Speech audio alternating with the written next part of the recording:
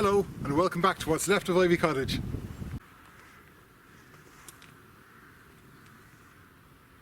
So here at Ivy Cottage I've been trying to take the render off the outside of the wall, and as with Ivy Cottage has been going, every side of the house is different and nothing's consistent. So at the back of the house the plaster just fell off the wall, but on the front of the house it's welded on. On the right side of the house the new plaster that they plastered over the old plaster is falling off the wall, but the old plaster is welded on. And on the side of the house here it's completely welded on. So I've got a variety of different things going on. But one of the jobs that I'm going to have to do is just above the window here. You can see there's a row of red bricks supporting up the outside of the wall. Now I've put concrete lintels on the inside to support the inside of the wall instead of the old timber ones, but yet again on the outside here I'm going to have to replace those bricks with a concrete lintel and some blocks above that. So I thought, while there's still a bit of render holding things in place, I thought I might take it out, because as happened inside over the front door, part of the wall collapsed when I took out the wooden lintel, so maybe the render might just hold it a little bit just while I'm taking it out. As I said, it's absolutely welded to it there on the front. So that's today's job, and this morning's job, just to start working on this. So that's what we're going to get cracking on.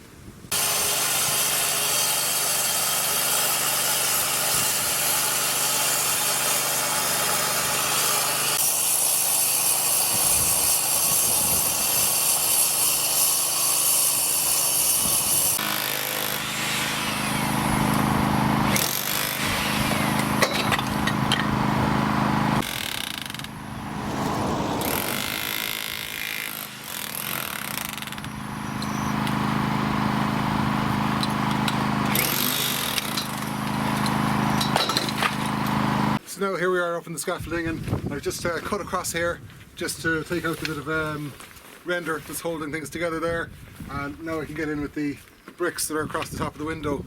Those bricks are resting on top of a bit of mortar that's resting on top of the window frame, so it's not exactly structural, is it? So when I take that window out, there's a good chance that that whole lot will come down, so it's better off now to take this out, risk having a bit of a collapse coming down there, and get a proper lintel in. Well, for me it's worth the risk. For you, don't do it. So that's it. But I'm hoping that won't come down. It's interlocked nicely there.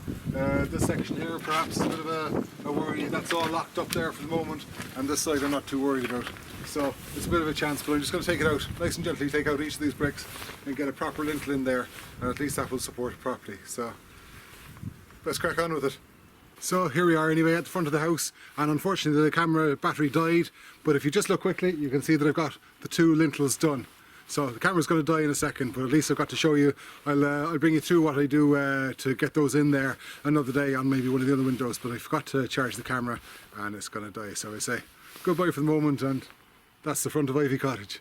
So the last time I was here, unfortunately the battery died on the camera, which was rather inconvenient because I wanted to show you all the work that I was doing putting in the new lintels. And since then it's been raining like crazy, so there's no more work that I can do with the lintels over the window.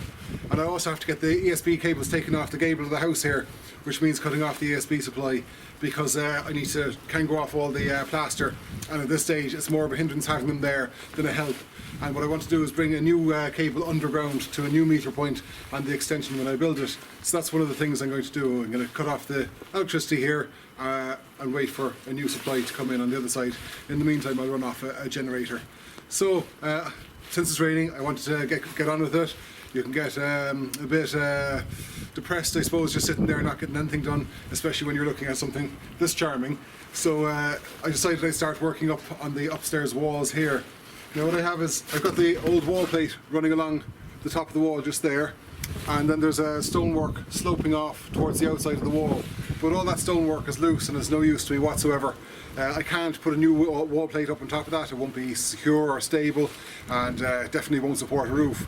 So I thought to myself, I'm going to take it down a little bit and then build up in steps with new blocks. I was thinking it was going to be a difficult job to do, because the walls are quite crumbly. You get places where they're nice and strong, and then you get places where they just want to fall out altogether. And I was worried that I might start coming down and coming down and coming down and just go, knock it, you know. And I can't do that first off from a planning point of view, and I don't want to do that either, because you never really build back that bit of character. And I know most of the character is gone in the house here, but there's there's still that overall shape that will give its character. And if I'm careful with windows and doors and that sort of thing, and a nice plaster job and a bit of paint and stuff, it's going to look well in the end.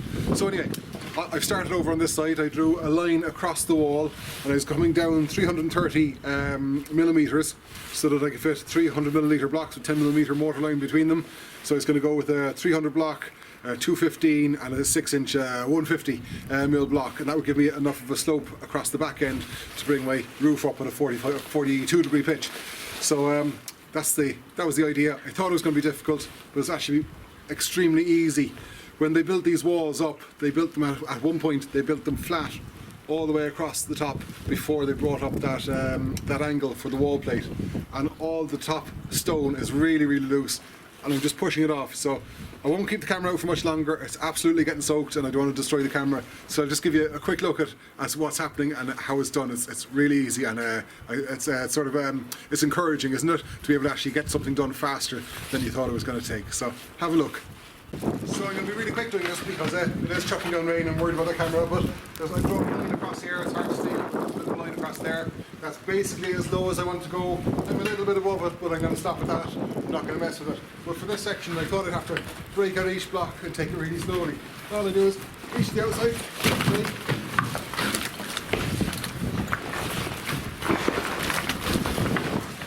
and give it a push. Job done. And I just keep doing that all the way along, and all this checking down below, make sure there's no one down there before I drop it, even though there shouldn't be anyone there. But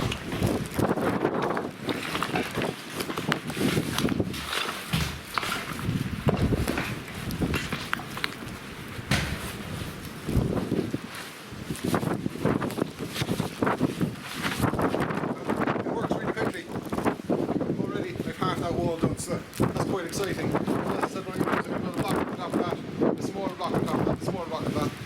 On top of that, coming up to the right level, I'll put my wall plate up on the wall plate when it's time to put the roof on. So it's quite exciting. I have to put the camera away now. I'd love to keep it out and show you as I go, but it's too wet and the camera really is getting wet now. So you'll see this. I'm going to take the camera out again to get this side done and give you a little look. So I'm back up here. It's the following morning and the rain has stopped, and it's dry for a change. So you can see behind me here I've taken all the stone off the top of the wall here, and thankfully the stonemason who made this wall 120 years ago brought it up to about just over 3 foot above the floor level, where he leveled it off before he made that incline. So it was easier to strip it back to this level than I thought it would be. I've washed off the top of it to take off any loose mortar and rubble, and leave a nice bed for me to put mortar on for putting new blocks. I'm going to lay blocks on top of this wall in a stepped formation, so I can get the angle of the roof in and have something secure for putting the new wall plate up on top. So I'm going to give you a little look at that now.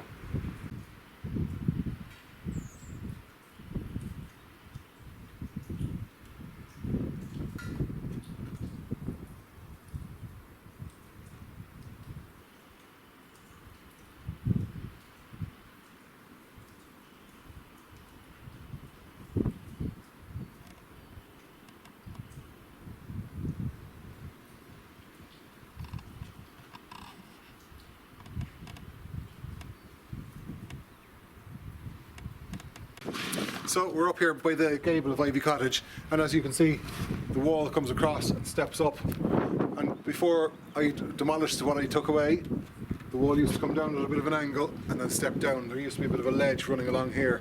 And I've taken that away because I need to bring the new wall plate all the way across here, out through the wall and out the other side.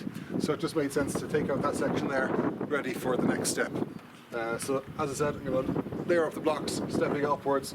The new wall plate will go on top of that. That will go to the outside of the house, and then I can build the roof on the new wall plate. And that's happening on both sides. I hope you can hear me okay with the wind. It's a bit windy up here today, but Wolfie has been upset with me because I'm letting health and safety slip again. So as you can see on the floor, there's loads of rubble, and there's also a great big hole down here in which anyone can fall, myself, anyone else working on the house. So what I'm going to do is I'm actually going to build a bit of a rail around the outside here just to stop anyone falling down. I'm going to clear all the floor off, make it neat and tidy, ready for the next job. The next job for me up here is going to be to bring blocks up. I need to bring about 160 blocks up here, so a bit of a job doing that. I don't think I can get a grab to get up to the inside here, and I don't know whether the floor would support all that weight at one time anyway, so I'm going to bring them up bit by bit up along the scaffolding. So I'm going to make some steps out of the scaffolding, getting higher each time. I'll bring the blocks from one step up and then into the inside here, and that should work nicely for me. So they're the next few jobs that I'm going to get on with. Obviously the blocks aren't here yet, they won't be here for a couple of days. The truck is ordered and all that. 22 bales are coming, that's a full truckload, so if you get a part load it costs you a bit extra, so that's why the whole truck is coming. I need the rest of the blocks for the new part of the extension out the back anyway, and I need more on top of that. I think I need another 2 truckloads after that.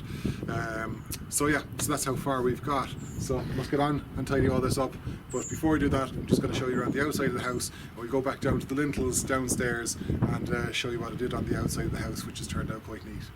So the last day I was here, the battery on the camera died just as I was about to show you what I'd done above the window. So I was slightly afraid that the wall might try and collapse above the window when I was taking out the old, well, it was brick actually that was across it. Inside there was a wooden lintel, outside there was just brick stacked up over the window frame, which had crumbled and failed over the years.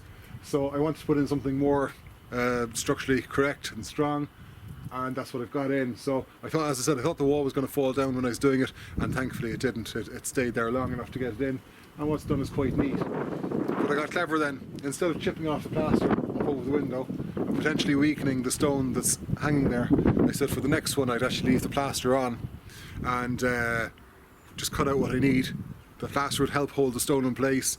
No, this isn't a wonderful idea, it's just my idea. Maybe don't do this, but it held the stone in place long enough to get the new lintel in. So I'm going to bring you over to the other window and show that to you now. So this is the second window, and what I decided to do here, instead of just take all the plaster off the front of the house, which I was having difficulty doing anyway, and I'll come back to that in a minute, I decided just to cut with a circular saw just around the top of the window, the head of the window, and remove a bit of plaster that was there, take out the brick, and the plaster above the window that's nicely glued onto the stone on the front held everything in place nicely for me to get the new lintel and the concrete bricks back in place above the lintel, and that's gone off now and it's nice and strong. On the right hand side of the window here, I didn't have enough room to get the lintel to sit on the ledge. There was literally only about 3 inches for me to get a lintel onto. So what I did was I got a drill and I drilled through the stone in a vertical line down along the stones. Then I just put the Kango hammer and it blew out a piece of the stone big enough for me to get enough of an overhang in to safely go across the window. So that's done now. So now the render has been a bit of a disaster. On the back I have it all taken off, and that came off really easily. I bought a new tool for doing that, but the tool just isn't powerful enough for render that's nicely glued onto the wall. And on the front here, on the right hand side, left hand side of the house, as you look at the house, the render is glued onto the wall, and on the left or the right hand side of the house, so obviously with the camera, on the right hand side of the house here, there's the new render has fallen off the old render, and that's really coming off really easily, but then the old render is quite well bonded to the house. The problem is there's bits missing out of it. So just across the front of the house here, and if I move the camera slightly over, you'll be able to see there's bits missing out of it in different textures, and it's just not working, so it just has to come off. And on top of that, the plaster that's on the house isn't waterproof and it's letting a lot of water through. I want this house to be right, so it's worth taking the time and the effort to chip off the rest of the plaster and get some good waterproof plaster on, and then get the house painted after that, and that'll give me a nice waterproofed wall. The only problem I have after that then is rising damp, and I'm going to have to try and deal with that some little bit as we go on. I've had a couple of suggestions already as to what to do there. So that's as far as we got. So with the tool that I bought, it's done a great job on the back, and I'll bring you around to the back of the house again and show you. I think I've shown you already, but I'm going to do it again just so you can have a good look, and I'll actually show you all 4 sides of the house so you can just see what Ivy Cottage looks like right now. But I've ordered a new tool yet again. You'd wonder why I'm ordering all these tools. It's cheaper to buy the tools sometimes than it is to rent them. So the tool that I need to chip off the plaster, I'm going to be using probably for 5 or 6 days. It's costing €125. I can't rent it for that, and I own the tool afterwards, so I may as well buy it. But later on I'm going to need a proper laser level. They cost in the region of €600 or €700. I'll need them for maybe 2 or 3 days. That's cheaper to rent, so I'm just going to rent one of those. So there's a balance there, and that's what I'm going to do. So anyway, enough talking. I'm going to show you around all 4 sides of the house.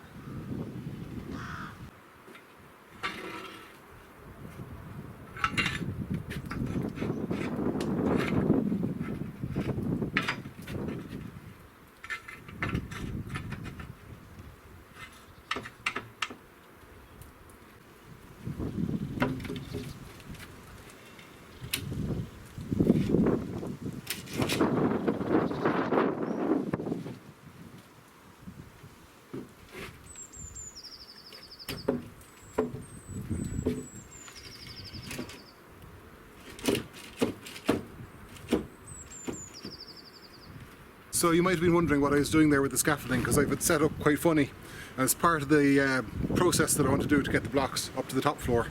So I can put up a ladder inside the house and bring up a block each time, but that'll be 160 journeys up the ladder and 160 journeys back down the ladder, because I need 160 blocks up there. I don't have a winch and I don't have a helper, so there's no other way to do it other than do it myself. So to make it as efficient as possible, what I've decided to do is step the scaffolding. So step 1, step 2 and step 3 up there, and at that stage I'm up by the wall, and I've put a railing around each level just so I don't fall off or anything like that, okay? So what I'm going to do is I'm going to get the drops blocked just behind, or the drops the other way around, the blocks dropped just behind me here, behind the camera, and that was difficult.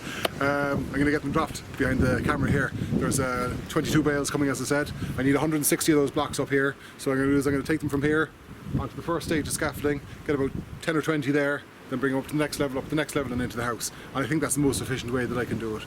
So I'm here outside the front of the cottage again, and the list of jobs, there's always a list of jobs, and there's a list of jobs that I've got going on there, thinking about what's next to come, okay? And I've ordered the tool for chipping off the plaster. It hasn't arrived yet, it might come sometime next week. That's great, because it means I can start chipping off some of the plaster in some of the areas.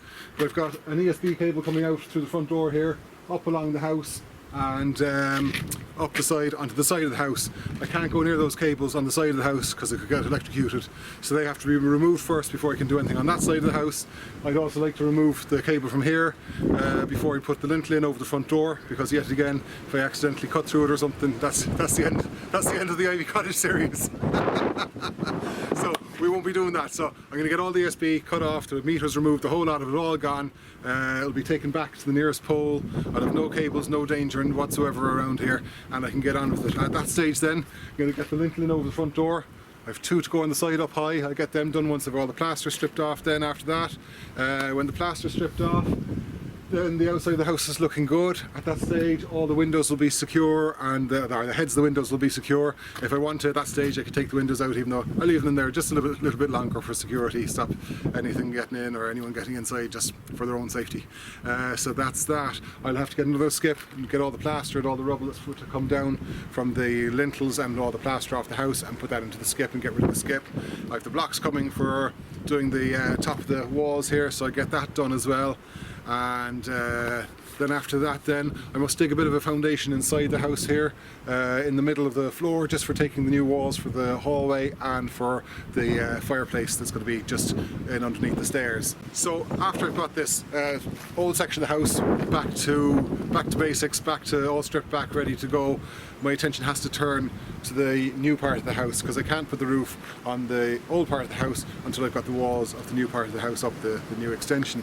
I was hoping to have plans to show you, but they're not ready yet. With all this sort of COVID-19 stuff, things are delayed, so they are on the way. I should have them next week, hopefully, and I can give you a little look at the new Ivy Cottage.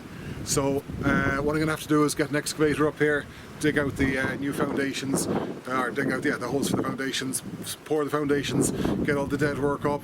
Then at that stage I need to get the underfloor heating pipes in, and the insulation and all that, and the damp-proof membranes, and obviously subfloor underneath that. Then I can pour the screed over the top of that, get the walls up, then I can get the roofs on both houses. So there's a bit of a process going on. I'm thinking all the time, I'm thinking forward, what do I need to get done, what do I need to do it, what equipment do I need. I could do with a bit more scaffolding, but I can't get that at the moment, so I'll get that as soon as I can. So that's as far as we've got. The weather's starting to change again, I can see the rain starting to come in, but at least that's the update here from Ivy Cottage. So thanks for joining me again for Ivy Cottage. That's it for today, and probably for this weekend. I hope to see you soon. We'll have lots more excitement going on, lots more building work going on, and I can show you all the bits and pieces that I'm up to. I just want to reiterate before I go, what I do, I'm not a professional. It mightn't be the right way of doing things, it mightn't be safe. If you're doing something similar, it's up to you to work out what the safest thing is to do. I'm just doing what I do and what I know. I'm trying to get this build done as cheaply as possible and as quickly as possible, because that's just the way it is. So join me again. Thanks for watching, thanks for subscribing. I hope you're enjoying it, and I hope you keep following me on this journey.